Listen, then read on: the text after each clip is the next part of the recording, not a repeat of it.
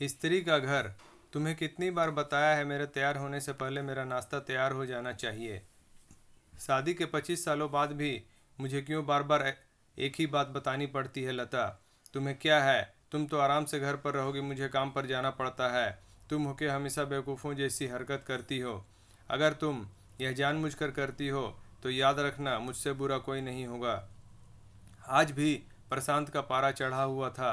इन कटु शब्दों में अपना गुस्सा उतारते हुए गीला तौलिए कुर्सी पर फेंकते हुए प्रशांत गुस्से से लता की तरफ देखने लगा।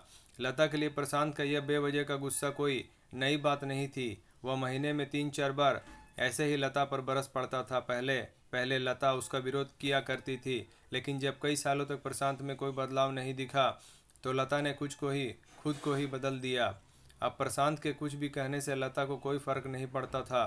प्रशांत की हर बात को वो चुपचाप सिर नीचे झुकाए सुन लेती थी। शादी के पहले 5 साल तक लता ने पूरी कोशिश की कि प्रशांत को बदला जाए, लेकिन फालतू का गुस्सा करना और बाद में लता को भला बुरा कहना यह मानो जैसे उसकी आदत बन गई थी।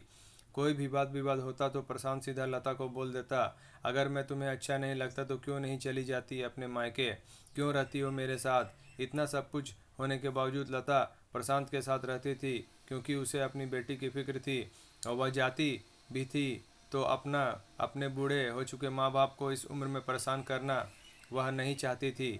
समाज और लोग क्या कहेंगे यह भी तो उसे देखना था। वह इतनी पढ़ी लिखी भी तो नहीं थी कि खुद जाकर कोई नौकरी कर सके और अपना और अपनी बेटी का पालन पोषण कर सके। लता को अब अपनी फिक्र नहीं थी, उसको फिक्र थी तो बस अपनी शादी लायक हो रही बेटी की। लता नहीं चाहती थी कि पति पत्नी के झगड़े की वजह से काव्या डिस्टर्ब हो। काव्या की पढ़ाई पूरी हो चुकी थी, उसके लिए अब शादी के रिश्ते आने लगे थे। कई रिश्तों को काव्या ठुकरा चुकी थी। 2-3 महीने बाद एक अच्छा रिश्ता आया। रिश्तेदारों और पहचान के लोगों ने भी लड़के के बहुत गुणगान किए। प्रशांत एक शाम अपनी बेटी के पास बैठकर उसे बताने लगा, काव्या बहुत अच्छा लड़का है, पढ़ा लिखा है, बड़ा घर है, बहुत अच्छी नौकरी है, ऐसे रिश्ते बार बार नहीं आते बेटा, इस बार मना मत करना।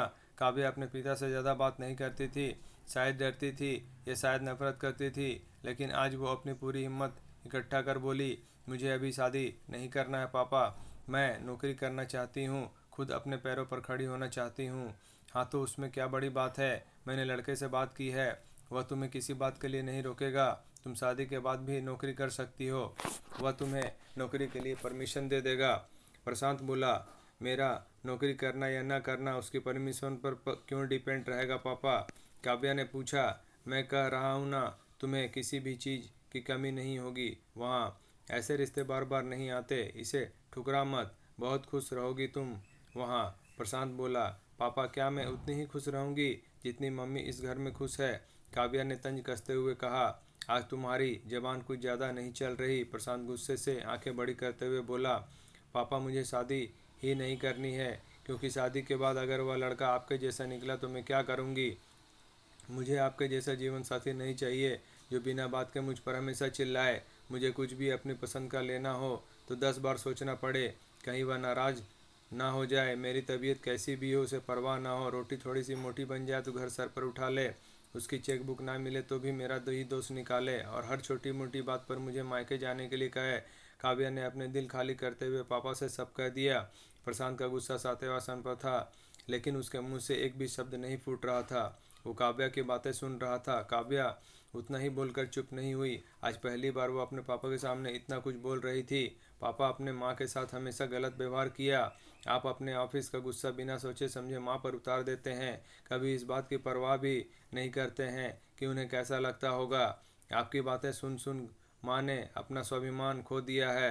प्रशांत आज पहली बार अपने किए बर्ताव को महसूस कर पा रहा था। वो इतना ही बोल पाया, जो तुम्हारा मन है वो करो, मैं तो इतना बुरा हूँ ना।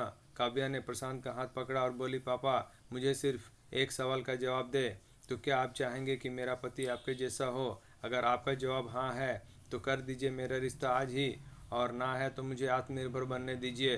प्रशांत कुछ भी ना बोल पाया और वहाँ से चुपचाप बाहर चला गया। आज उसे लता के सामने जाने में शर्म आ रही थी। चलते चलते उसकी आंखों से आंसू बह रहे थे। प्रशांत ने आज से अपने आप को बदलने का निश्चय किया। अगले दिन से लता ने अपने पति में काफ़ी बदलाव देखा। वह सोचने लगी कि जो हिम्मत काव्या ने दिखाई वह हिम्मत अगर मैं पहले दिखा देती तो शायद आज परिस्थिति कुछ और होती। अब काव्या पढ़ लिख कर अच्छी नौकरी करने लगी थी और 3 साल बाद उसके लिए एक अच्छा रिश्ता आया। और उसकी विदाई पर प्रशांत बोला, बेटा तू हमेशा खुश रहेगी क्योंकि तेरा पति तेरे बाप जैसा नहीं है।